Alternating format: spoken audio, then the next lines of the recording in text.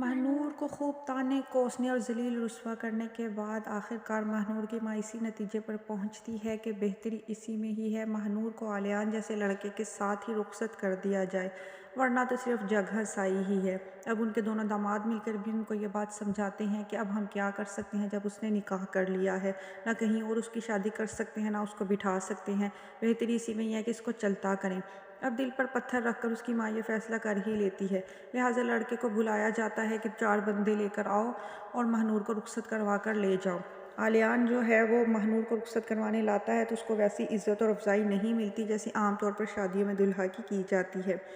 مہنور کو بھی خوب باتیں سنائی جاتی ہیں اور اس کی ماں اس کو کسی قسم کی کوئی دعا نہیں دیتی، بلکہ اس کو یہی کہتی ہے کہ تم نے میرا دل دکھایا ہے تو تم بھی کبھی خوش نہیں رہو گی۔ اب مہنور سہمے ہوئے دل کے ساتھ علیان کے ساتھ رخصت ہو جاتی ہے، مگر اس کے دل کو اس بات کی تسلی ہوتی ہے کہ علیان کی محبت جو ہے وہ اس کے سارے زخم بھر دے گی، اس کے تمام زخموں پر مرہم رکھ دے گی۔ مگر اصل کھیل تو تب شروع ہوگا جب مہنور کو پتہ چلتا ہے کہ علیان تو اس کے ساتھ مخلص ہی نہیں ہے۔ علیان اپنی اصلیت ظاہر کرنے میں زیادہ وقت نہیں لیتا، وہ مہنور کو جب رخصت کروا کر لے جاتا ہے تو صاف صاف اسے کہہ دیتا ہے کہ تمہاری اس گھر میں کوئی حیثیت نہیں، تم صرف جو ہے وہ کام کی بات کرو گی، جیسا میں کہوں گا ویسا کرو گی،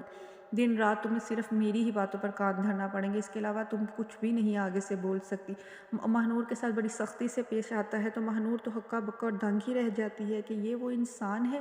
جس نے مجھے محبت کے جھانسے میں رکھ کر مجھ سے شادی کر لی اور میری ماں اور بہنوں کا میں نے دل اس کی خاطر توڑا۔ اب مہنور کے پاس رونے اور پچھتانے کے سوا کوئی راستہ نہیں بچتا، اور دوسری طرف اب اپنی ماں اور بہنوں کو بھی یہ بات جو ہے